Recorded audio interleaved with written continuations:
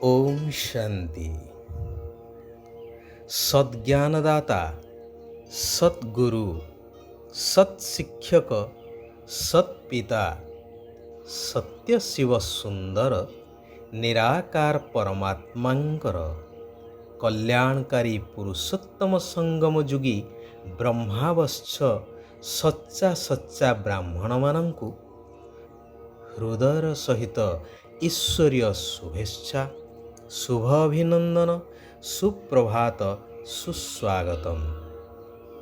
कुहाଯାଏ जुगे जुगे धर्मात्मा माने अवतरित होइथांती पृथिवीर पापभार को लाघव करिवा पाई। गीतारे मध्य वर्णित होइछि यदा यदा हि धर्मस्य ग्लानिर्भवति भारते। केउथिरे 10 अवतार तो केउथिरे 24 अवतारर कथा मध्य वर्णित होइछि। जेउ समयरे जेउ महात्मा बा देवात्मा बा धर्मात्मांकर आविर्भाव हुए एवं तांको द्वारा किछि प्राप्ति हुए तो तांको आमे भगवानंकर अवतार बोली मध्य मानि नै थाउ।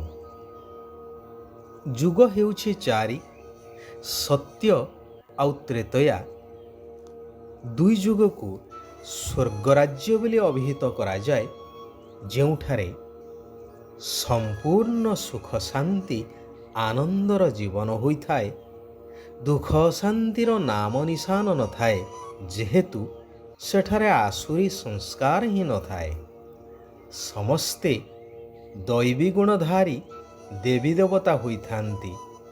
सर्व प्राप्ति संपन्न, सर्वगुण संपन्न, 16 कला संपूर्ण, संपूर्ण निर्विकारी, अहिंसा परमधर्म, मर्यादा पुरुषोत्तम होइथांती।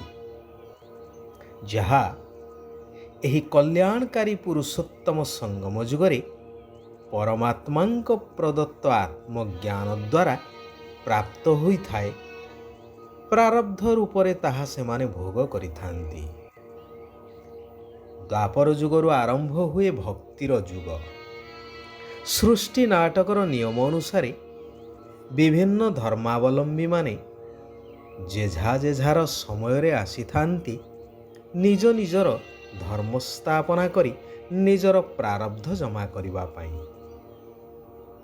जेउ धर्मपिता माने जेउ समयरे आसीथांती यथा इस्लाम, बौद्ध, जीशु ख्रीष्ट आदि, सेमानंको पछरे सेही धर्मर आत्मा माने शांतिधाम बा परमधाम घरु एई सृष्टि रंगमंच को आसीथांती अभिनय करिबा पाई। धीरे धीरे धर्म वृद्धि को प्राप्त हेबा कारणरू धर्म पितांको अवसान परे नाना मुनि नाना मत अनुसारे धर्म धर्म भितरे विभेद सृष्टि हुई अलगा अलगा गोष्ठी सृष्टि हुए। जेउ उद्देश्य नहीं धर्म स्थापक माने धर्मर स्थापना करिथिले बा धर्मर स्थापना होइथाए, ताहा पूर्ण हेबा परिवर्ते केवल नाम को मात्र विधि अनुसारे जहा पालित होइथाए। शेषरे कलिजुगरे दुनियार अवस्था संपूर्ण विपर्यस्त हो जाए, जेउथि पाई स्वयं परमात्मा कलिजुगर अंत एवं सत्यजुगर आरंभ एई मध्यवर्ती संगम जुगरे बा संगम समयरे आसी एक सत्य धर्म आदि सनातन देवी देवता धर्म जहाकु कहा जाए ताहार स्थापना करिथांती। आत्मा मानंकु पुनः दैवी राज्यरे दैवी पद प्राप्त कराई निजे परमधाम घरे जाई रहिथांती। धर्मस्थापक मानंक द्वारा अनेक धर्म स्थापन हेबा द्वारा विभेद सृष्टि होइथाए, परंतु भगवानंक द्वारा स्थापित एक धर्म द्वारा सारा विश्व एक होइथाए। ଯାହାକୁ ସତ୍ୟଯୁଗୀ ସ୍ୱର୍ଗରାଜ୍ୟ କୁହାଯାଏ, ଯେଉଁଠାରେ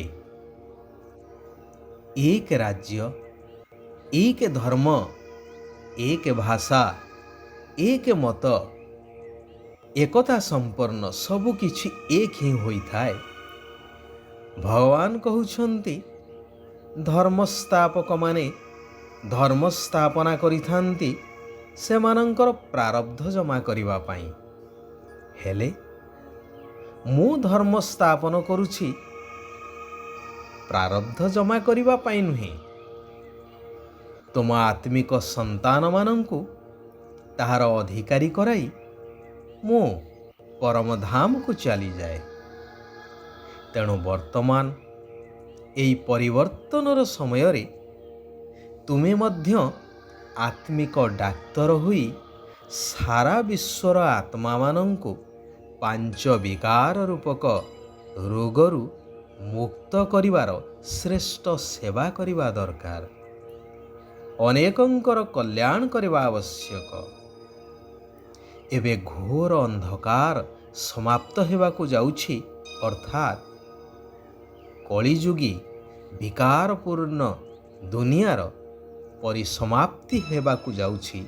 ସତ୍ୟଯୁଗୀ ସକାଳ ଉଇଁ ଆସୁଛି। ତେଣୁ ଥକି ନ ଯାଇ ଏହି ଆତ୍ମିକ ଯାତ୍ରାରେ ନିରନ୍ତର ରହିବା ଆବଶ୍ୟକ। ନିଜକୁ ନିରାକାର ଆତ୍ମା ଭାବି ଏକ ନିରାକାର ଜ୍ୟୋତି ସ୍ୱରୂପ ପରମାତ୍ମା ପିତାଙ୍କ ସହିତ ବୁଦ୍ଧିର ଯୋଗକୁ ଲଗେଇ ରଖିବା ଦରକାର।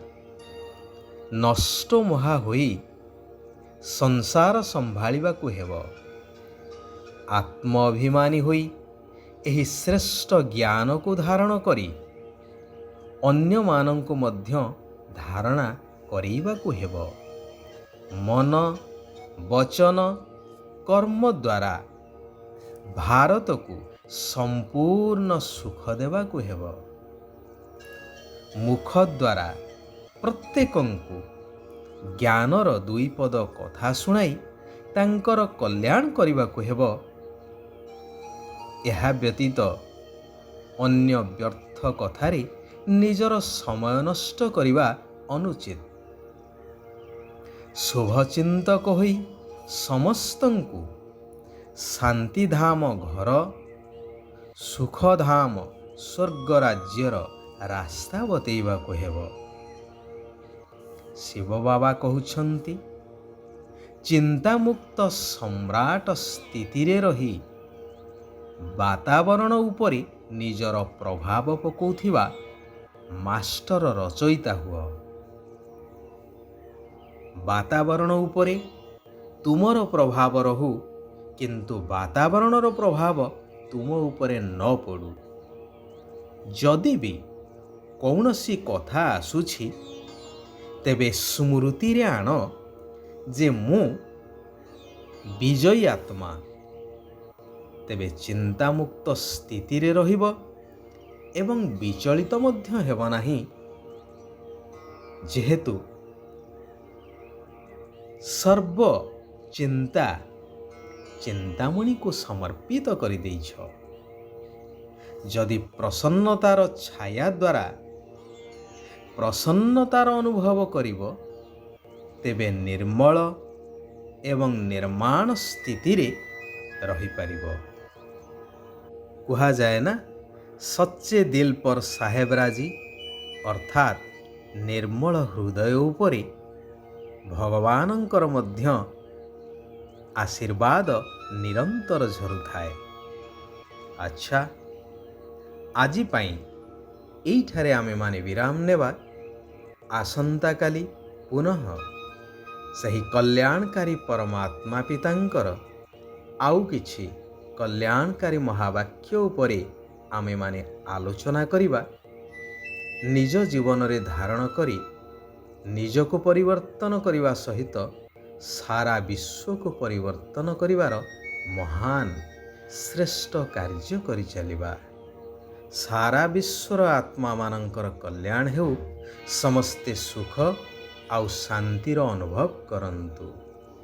ଓମ୍ ଶାନ୍ତି, ଓମ୍ ଶାନ୍ତି, ଓମ୍ ଶାନ୍ତି।